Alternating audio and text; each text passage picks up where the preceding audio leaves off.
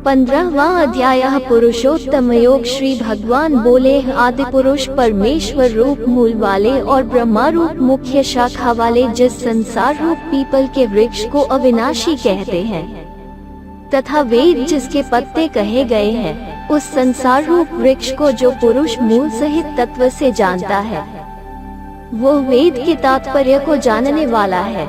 उस संसार वृक्ष की तीनों गुणों रूप जल के द्वारा बड़ी हुई और विषय भोग रूप कोमपलों वाली देव, मनुष्य और तिर्यक आदि योनि रूप शाखाएं नीचे और ऊपर सर्वत्र फैली हुई हैं, तथा मनुष्य लोक में कर्मों के अनुसार बांधने वाली अहता ममता और वासना रूप जड़ें भी नीचे और ऊपर सभी लोकों में व्याप्त हो रही हैं।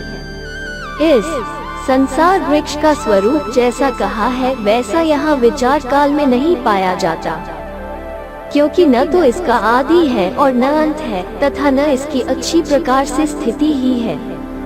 इसलिए इस अहता ममता और वासना रूप अति दृढ़ मूलों वाले संसार रूप पीपल के वृक्ष को वैराग्य रूप शस्त्र द्वारा काटकर उसके पश्चात उस परम पद रूप परमेश्वर को भली भांति खोजना चाहिए, जिसमें गए हुए पुरुष फिर लौटकर संसार में नहीं आते और जिस परमेश्वर से इस पुरातन संसार वृक्ष की प्रवृत्ति विस्तार को प्राप्त हुई है, उसी आदि पुरुष नारायण के मैं शरण हूँ। इस प्रकार दृढ़ निश्चय करके उस परमेश्वर का मनन और निधिध्यासन करना चाहिए, जिसका मान और मोह नष्ट हो गया है, जिन्होंने आसक्ति रूप दोष को जीत लिया है, जिनकी परमात्मा के स्वरूप में नित्य स्थिति है और जिनकी कामनाएं पूर्ण रूप से नष्ट हो गई है, वे सुख दोहक नामक द्वंद्वों से विमुक्त ज्ञानी जन उस अविनाशी परम पद को प्राप्त होते हैं। जिस परम पद को प्राप्त होकर मनुष्य लौटकर संसार में नहीं आते,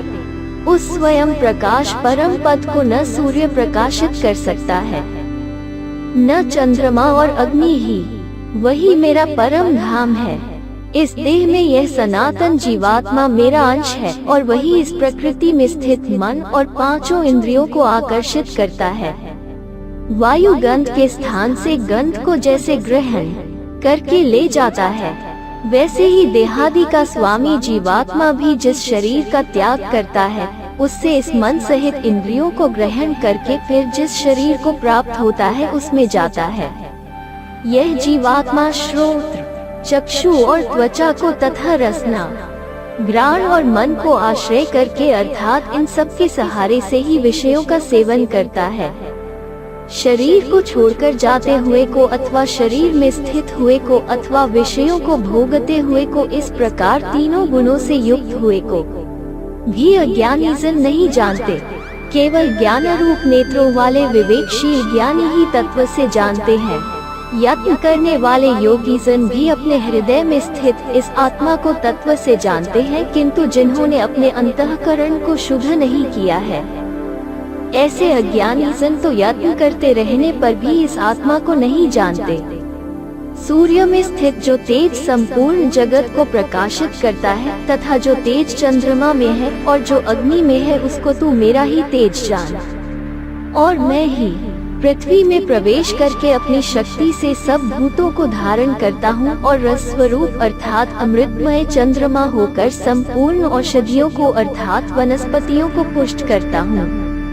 मैं ही सब प्राणियों के शरीर में स्थिर रहने वाला प्राण और अपान से संयुक्त वैश्वानर अग्नि रूप होकर 4 प्रकार के अन्न को पचाता हूँ।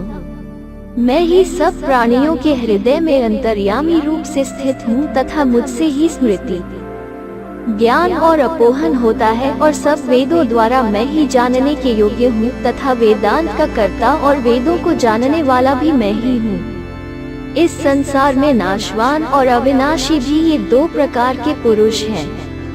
इनमें संपूर्ण भूत प्राणियों के शरीर तो नाशवान और जीवात्मा अविनाशी कहा जाता है।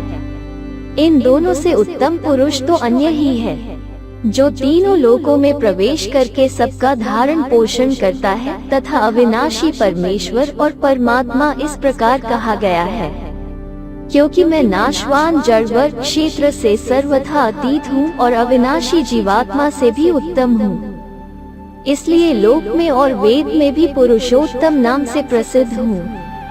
भारत, जो ज्ञानी पुरुष मुझको इस प्रकार तत्व से पुरुषोत्तम जानता है, वो सर्वज्ञ पुरुष सब प्रकार से निरंतर मुझ वासुदेव परमेश्वर को ही भजता है। हे निष्पाप अर्जुन, इस प्रकार यह अति रहस्य युक्त गोपनीय शास्त्र मेरे द्वारा कहा गया। इसको तत्व से जानकर मनुष्य ज्ञानवान और कृतार्थ हो जाता है।